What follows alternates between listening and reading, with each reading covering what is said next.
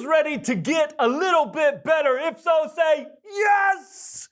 I am. I'm always ready to get a little bit better. I'm always ready to serve you. And so I hope these videos serve you. That's why I keep doing them every single week. Gosh, man, it's been a year and a half, almost two. I'm looking behind the camera. Yeah, it's been a lot of weeks of video after video trying to add value to you because of care. I just had this moment the other day. I was like, seeing all different people, they have their thing. Like, Gary Vee, he cusses a lot.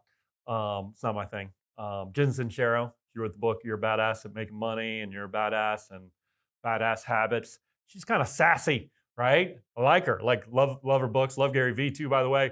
But like, she's sassy. That's just not my thing. You want intellectual? Cal Newport, he's an intellectual. Even some Benjamin Hardy stuff, like they're like, break it down, research stats, stuff like spreadsheets are not my thing. I love data, but I'm not going to create that stuff. Like, that's not my thing. You know what my thing is? I love people. I love you guys. Like, I actually care. I was on a call last week and had a mastermind kind of coming to the end of a season. Some clients in that group been with me for like 5 years. Like, tears were flowing readily, and it wasn't like, it's not superficial stuff. Like, I care about these people. Some of them, even though some of them aren't going to be a master, like, they're friends for life. Like, if they needed me, I would show up. If I needed them, they would show up for me. I don't have any doubt about that. Even if it meant jumping on a plane and going across the country. And so that's the kind of, that's my thing. I love people, and I want to see people's lives changed and transformed. And so that's why I do these videos. I was completely off script, didn't plan on sharing that, but I love you. You matter. Just don't forget it. Which leads me to a good conversation here, because I think this might encourage you today. We all want to have vision, something that's maybe not driving us, but maybe even pulling us into the future. But we all want vision. We know the power of vision, but oftentimes we struggle with getting that vision. And so the question I want to kind of tackle today is, how do I discover a vision for my life? How do I get vision for my life? And my answer is going to be a little bit different than you anticipate. And then I'm going to give you a few questions to ask yourself to help mine that out. Because listen, personal belief here, I believe that when God created you, He filled you with power and potential. Like, literally, you were born onto this planet with purpose and destiny and vision all bottled up on the inside of you. And so you don't got to make something out of nothing. It's in you. And you just sometimes have to discover it. And sometimes some questions and some processes can help you do that. And so I was reading a little daily reading book by a guy named Miles Monroe. Amazing, amazing guy. And I'm going to read you a statement that really shook me. And here's my answer to your question. How do you discover a vision for your life? My answer would be, you already have it. It's already in you. And here's the statement I want to read, just straight quote. It's as close to you as your most persistent thoughts and your deepest desires. Deep inside of you, you already know your vision. And I believe this is true. There are some thoughts that have kept coming back to you that, like, you forgot about them for a while and then it came back. And you forgot about it for a while and then you had a conversation with someone and it stirred back up. And there's some thoughts, some ideas, some things that you could do that they keep coming back. That might be your vision. Don't run from it. Notice it. Observe it. Lean into it. And here's another little frame. There's some ideas, some plans, some dreams that have remained consistent with you for most of your life. I'm going to frame these into some questions here in a moment for you, but they've been consistent. They don't go away. They keep coming back to you. For those of you faith people in the audience, listen, God's got a vision from your life and you can't run from it.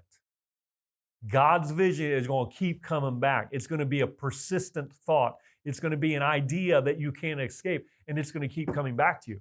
And to me, as I bring this to you, isn't that kind of liberating? Isn't that freeing that you don't have to go out and waste hundreds of thousands of dollars going to college to find your vision? You don't have to, honestly, I'm a coach, but you don't have to pay some coach thousands of dollars or tens of thousands of dollars to find your vision. It's in you. It's literally in you if you just would take some time to step back and ponder some questions. And so here's 3 questions. Like, if you're taking notes, like, get ready to take notes. Some of what I just shared, I'm going to put it into 3 questions for you. What are your most persistent thoughts? What are you always thinking about?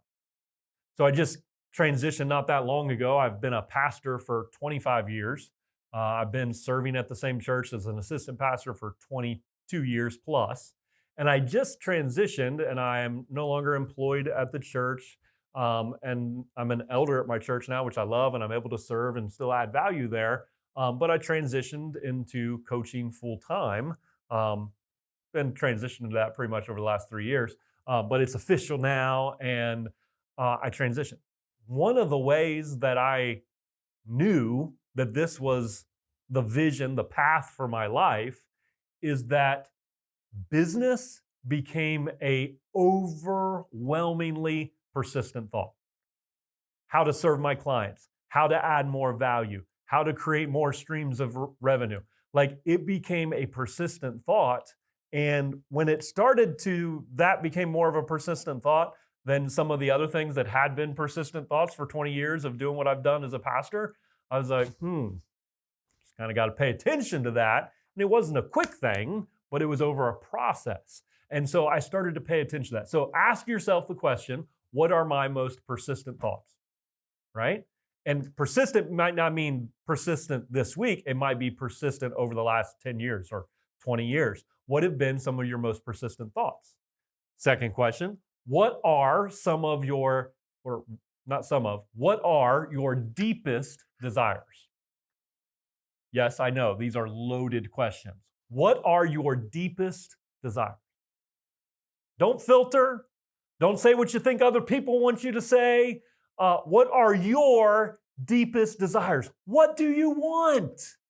And be honest about that. Stop placating and doing what you think other people want you to do and doing what you think you're supposed to do. Like, what do you want? What have been your deepest desires?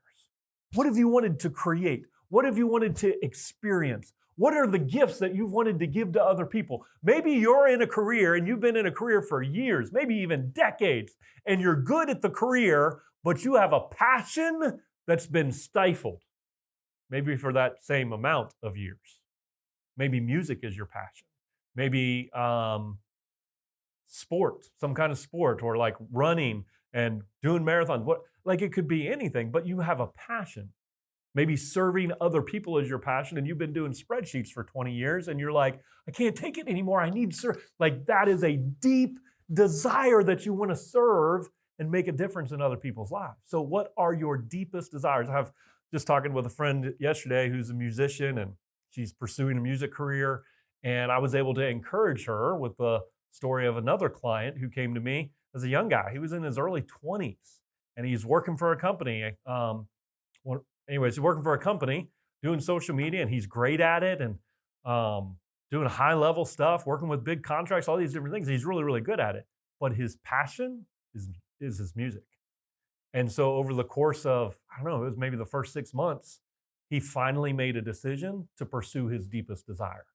And he moved to Nashville, and he's like, I'll share this because he'll know who I'm talking about him now. I don't name people unless I get permission explicitly. But he's going to be on the same billing as Billy Joel, playing drums and a friend of his, another band. And so he's on the same billing, but he wouldn't have got that if he didn't answer that deepest desire on the inside of him and allow that to propel him into vision for his life. That's an inspiring story. And some of you need to step into some things that you haven't stepped into yet. And then the last thing I would say, what are the ideas, plans, and dreams that have remained consistent?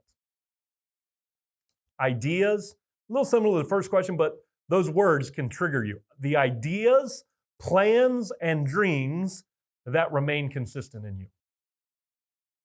And this again, over time, not this week, but over time. What do you keep dreaming about? What do you keep coming back to planning? And what do you go back through your journal and like, oh, I keep making a list of how I'm going to do this and when I'm going to do that? What are the ideas, plans, and dreams that remain consistent in you? If you can take the time, again, you know, I'm a big proponent of journaling, but if you will step back and give yourself some space, your vision, it's already in you.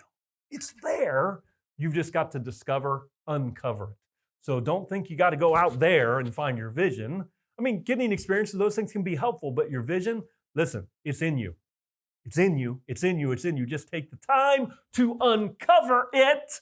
I hope this encouraged you. You were born with destiny and purpose, and there's a vision just waiting on you to fulfill it. People are counting on you to step into that vision, so don't hold back anymore, which leads me to say this is where you should get off this call, step into your vision, and go out there and give your greatness to the world because somebody needs what's on the inside of you. They need you to fulfill your vision. Go give it away. I love you guys. Have a great week.